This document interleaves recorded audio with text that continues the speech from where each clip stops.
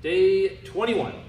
So starting off first with rolling or hypervolt for the low body and lats. So when you're rolling that low body with the roller, just think about hitting the sides of the upper leg, 10 up and down, calves up and down with rotation of that foot as you go, roll glutes, and you're good to go with the low body. Lats, 10 on the side, 10 on 45-degree angle, 10 on half the back, switch sides, 10, 10, 10, and then up and down the spine for 10.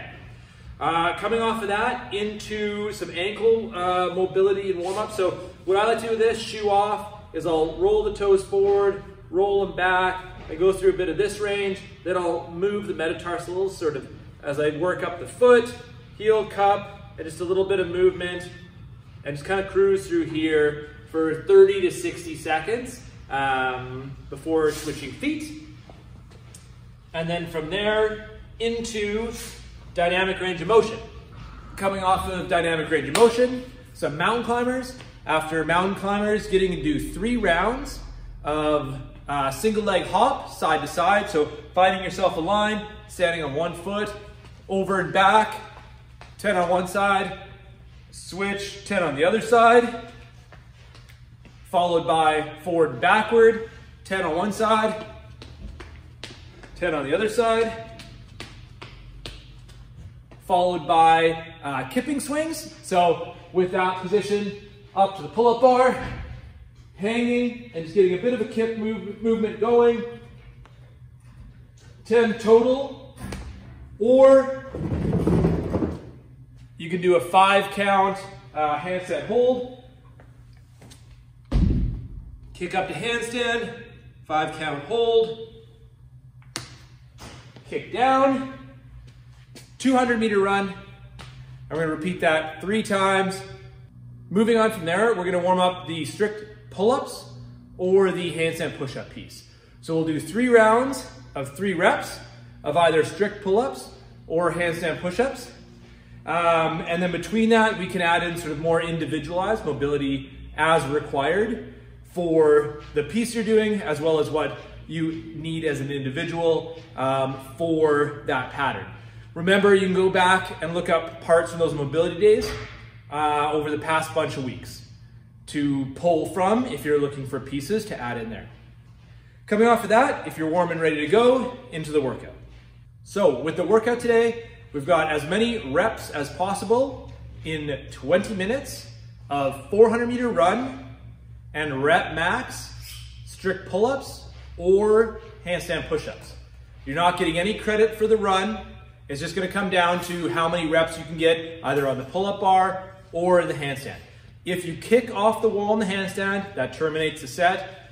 If you come off the bar or touch the post, any other things other than the pull-up bar, that terminates the set. For the run today, what I want to do is, we've got 400 meters if you're going to mark the distance out. If you're not going to mark the distance out, then that run needs to be 1.5 minutes to 2 minutes in duration total. So you'll go 45 seconds to 1 minute out, and then back to sort of set that as your distance you're running for each of the rounds.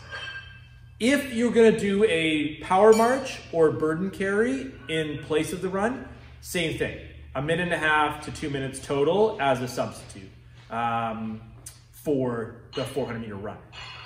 With the movement patterns, if you're going to sub out pull-ups, strict pull-ups, or you're going to sub out the handstand push-ups, the movements you can sub in that I would recommend, you can also choose whatever you'd like, but I would recommend subbing in a ring row or a strap row for reps. Shoulder press, this can be done with an odd object. You can sub in hand release, bench push-ups, or sort of elevated body push-ups, or just a push-up, incline push-up, something that's going to be appropriate for you and get you good volume of reps, but make this challenging. So the objective with today is to have the movement that's either a pull or a push be more strength bias than reps bias. So we want lower sets, a little more running, and a little more intensity in the physical effort it takes rather than the effort of volume that you're going to work through. With the accessory pieces today, we've got hamstring floor slides. So 1 minute laying on your back, flat on the floor, heels. I'm not gonna demo it here because nothing slides on the rubber except the dangerous wheelies.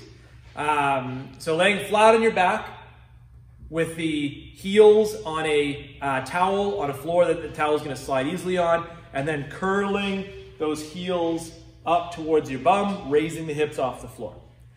Minute of that, followed by 2 minutes of Zercher good mornings. So with your object, hugging it towards the ribs, and we're just gonna focus on that hinge over, is that as we hinge over, we stay tight and strong to the back position, and really try to stretch into that low end with the hamstrings, followed by a glute squeeze at the top. So hinging forward, solid stretch in the hamstrings, and back up. And just working through 2 minutes of reps at this kind of cadence. Finally, last piece on the list is hollow body plate pass, or you can use a book or other object that makes sense. So we're gonna hollow out in that position, feet together, pointed toes, heels up, pass over, pass under, pass over, pass under. I'm gonna work here for our first round, then we'll go clockwise for the next round, counterclockwise for the round after that. And so we've completed 4 rounds of 30. That's all the work for the day. Good luck.